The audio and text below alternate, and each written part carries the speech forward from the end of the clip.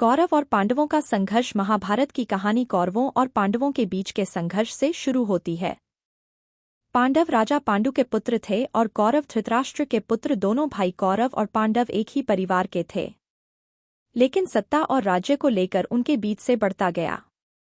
कौरवों के नेता दुर्योधन थे, जबकि पांडवों के नेता युधिष्ठिर थे।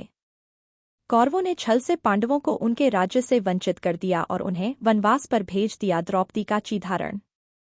पांडवों ने जब अपना राज्य वापस पाने के लिए युद्ध क्रीड़ा में भाग लिया तो उन्होंने अपने सब कुछ खो दिया, यहाँ तक कि अपनी पत्नी द्रौपदी को भी दांव पर लगा दिया। द्रौपदी का चीरहरण कौरव सभा में हुआ, जहां दुर्योधन ने द्रौपदी का अपमान किया, लेकिन भगवान कृष्ण ने अपनी लीला से द्रौपदी की लाज बचाई और उसका चिर अंतिम बना दिया। यह घटना पांडवों और कौरवों के बीच संघर्ष को और भी गहरा कर गई। कृष्ण की भूमिका। भगवान कृष्ण पांडवों के परम मित्र और सलाहकार थे।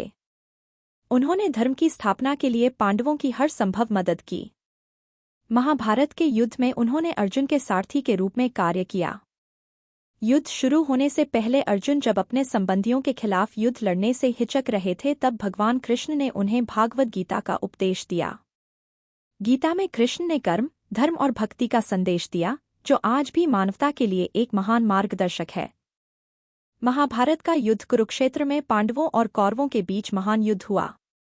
इस युद्ध में बड़े योद्धाओं और महारथियों ने भाग लिया, जिनमें भीष्म, द्रोणाचार्य, कर्ण, अर्जुन, भीम और कई अन्य प्रमुख योद्धा शामिल थे। यह युद्ध 18 दिनों तक चला और अंत में पांडवों की विजय हुई। कौरवों का नाश हो गया और धर्म की स्थापना हुई। भीष्म की प्रतिज्ञा और मृत्यु। भीष्म महाभारत के महान योद्धा थे, जिन्होंने जीवन भर अविवाहित रहने और अपने पिता की सेवा करने का व्रत लिया था। उन्होंने कौरवों की ओर से युद्ध लड़ा, लेकिन धर्म के पक्षधर थे। युद्ध के अंत में भीष्म को शरशय पर लेटाया गया और उन्होंने सूर्य के उत्तरायण होने तक प्राण नहीं त्यागे।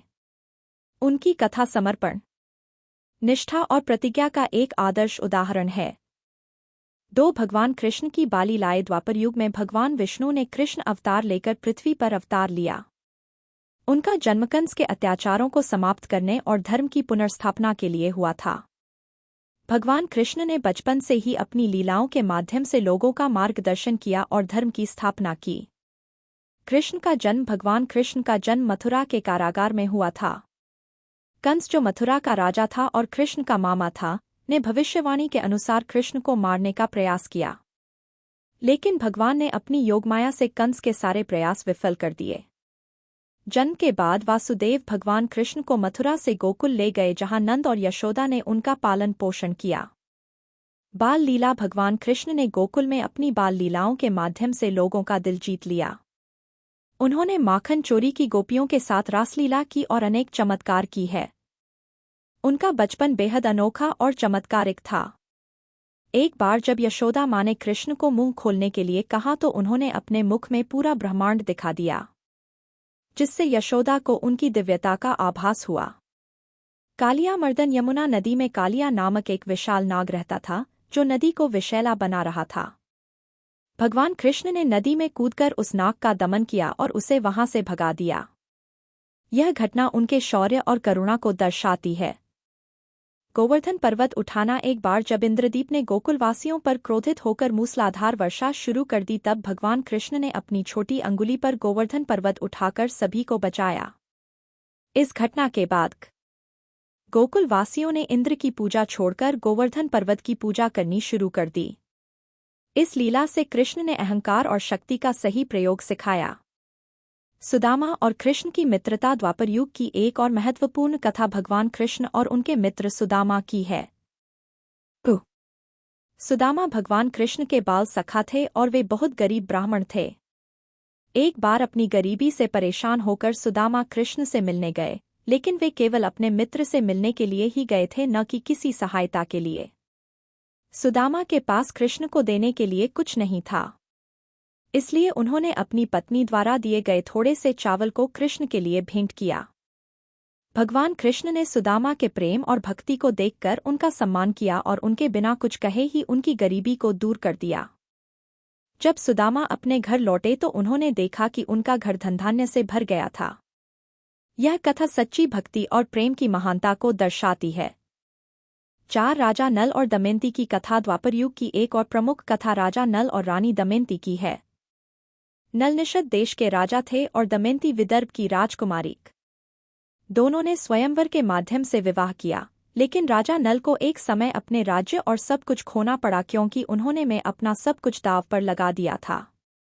इसके बाद उन्हें अपनी पत्नी दमयंती के साथ जंगलों में भटकना पड़ा। एक समय ऐसा आया कि नल ने दमयंती को भी छोड़ दिया, लेकिन उनकी सच्ची भक्ति और प्रेम ने उन्हें फिर से मिलाया। बाद में नल ने कुशलता से अपना राज्य और सम्मान वापस प्राप्त किया। यह कथा विपरीत परिस्थितियों में धैर्य और निष्ठा का प्रतीक है। द्वापर युग के प्रमुख पात्र। भगवान कृष्ण द्वापर युग के सबसे महत्वपूर्ण और प्रमुख पात्र भगवान कृष्ण है।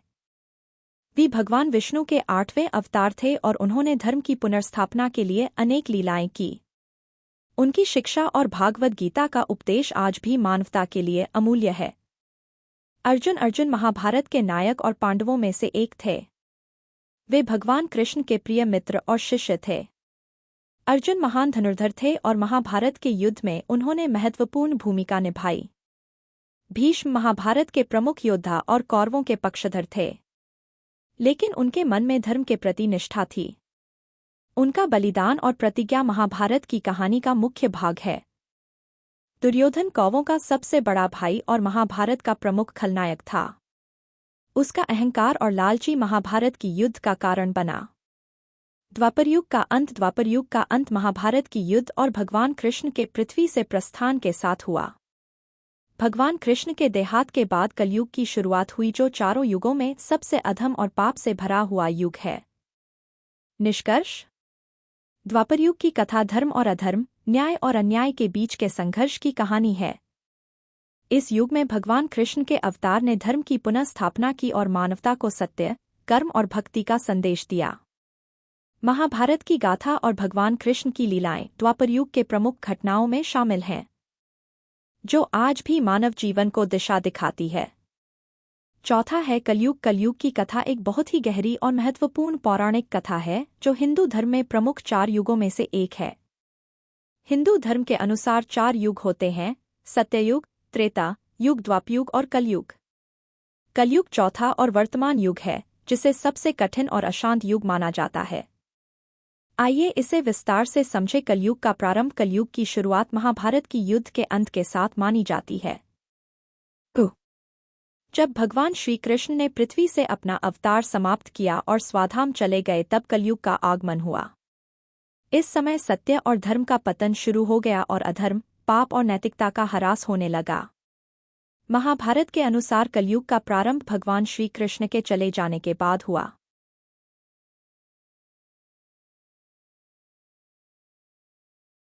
श्रीमद् भागवत पुराण में यह उल्लेख मिलता है कि कलयुग उस समय पूर्ण रूप से स्थापित हुआ जब पांडवों के वंशज महाराज परीक्षित के राज्यकाल में कलयुग के प्रतीक कलयुग का प्रवेश हुआ।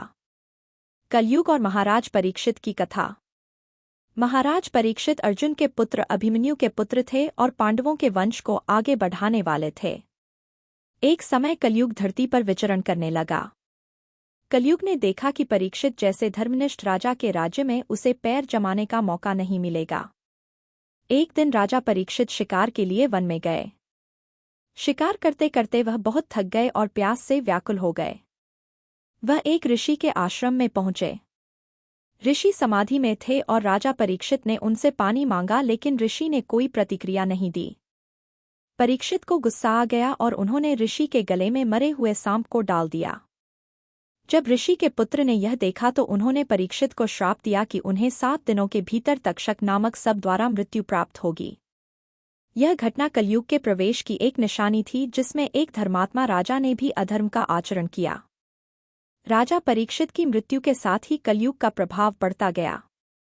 कलयुग का प्रभाव। कलयुग में 4 प्रमुख गुण सत्य, दया, तप और पवित्रता कम हो जाते हैं और अधर्म का प्रभाव बढ़ता है। कलयुग का मुख्य प्रभाव यह है कि मनुष्य सत्य और धर्म से दूर होता चला जाता है। इसमें मनुष्य लोभ, मोह, काम, क्रोध और अहंकार के जाल में फंसता है। कलयुग की विशेषताएं: धर्म का पतन, सत्य और न्याय की मर्यादा का ह्रास होता है। लोग अपने स्वार्थ के लिए झूठ बोलते हैं और दूसरों का अपमान करते हैं। लोभ और मोह मनुष्य अपने निजी स्वार्थों के लिए अति लोभी और मोहग्रस्त हो जाता है। धन और भौतिक सुख सुविधाओं के पीछे भागता है। अधर्म का प्रकोप पाप, अन्याय और अपराधों का प्रसार होता है। लोग धर्म, संस्कार और नैतिकता को भूल जाते हैं। सांसारिक सुखों की लालसा कलयुग में लोग जीवन के स्थायी सुखों की बजाय अस्थायी सुखों के पीछे भागते हैं, जैसे धन, शक्ति और नाम, संगठन और समाज का राज। पारिवारिक और सामाजिक मूल्य टूटने लगते हैं। रिश्तों में स्वार्थ और धोखा बढ़ता है। आध्यात्मिकता से दूर लोग अध्यात्म और धर्म से दूर होते जाते हैं और भौतिक जीवन में अधिक उलझ जाते हैं। कलयुग का शासन। कलयुग में अधर्म के प्रतीक कलयुग को राजा परीक्षित द्वारा सीमित स्थानों पर रहने का अधिकार दिया गया। कलयुग को जहां रहने की अनुमति मिली है, जहां जुआ खेला जाता हो, जहां मद्यपान हो रहा हो, जहां हिंसा और हत्या हो रही हो, जहां भ्रष्टाचार और छल-कपट हो, कलयुग में इन्हीं स्थानों पर कली का शासन रहेगा और वह मनुष्यों को अधर्म के मार्ग पर ले जाएगा। कलयुग में भगवान का अवतार। हिंदू धर्म के अनुसार हर युग में भगवान विष्णु का एक अवतार होता है जो धर्म की स्थापना के लिए आता है। कलयुग में भगवान विष्णु का अंतिम और 10वां अवतार कल्कि के रूप में होगा। कल्कि अवतार का वर्णन यह है कि जब कलयुग अपने चरम पर होगा और अधर्म अत्यधिक बढ़ जाएगा, तब भगवान विष्णु घोड़े पर सवार होकर और तलवार लेकर धरती पर अवतार लेंगे। वे अधर्म का अंत करेंगे और पुनः धर्म की स्थापना करेंगे। भविष्य और आशा। हालांकि कलयुग को सबसे कठिन और अशांत युग माना जाता है, फिर भी इसमें मोक्ष प्राप्ति की संभावना सबसे अधिक है। यह माना जाता है कि कलयुग में केवल भगवान का नाम जपना ही मनुष्य को मोक्ष दिला सकता है। भक्ति मार्ग को कलयुग में सबसे सरल और प्रभावी उपाय माना जाता है। भगवान श्री कृष्ण ने गीता में कहा है कि जो व्यक्ति सच्चे मन से भगवान की भक्ति करता है, उसे संसार के बंधनों से मुक्ति मिलती है। निष्कर्ष, कलयुग की कथा हमें यह सिखाती है कि चाहे कितना भी कठिन समय क्यों ना हो, धर्म, सत्य और भगवान की भक्ति ही मनुष्य का सच्चा मार्गदर्शक है। यद्यपि कलयुग में अधर्म और पाप का प्रभाव पड़ता है, फिर भी मनुष्य अपने सद्गुणों और भक्ति के माध्यम से मोक्ष प्राप्त कर सकता है। इस तरह की रोमांचक कहानियों सुनने के लिए हमारे चैनल को सब्सक्राइब करें।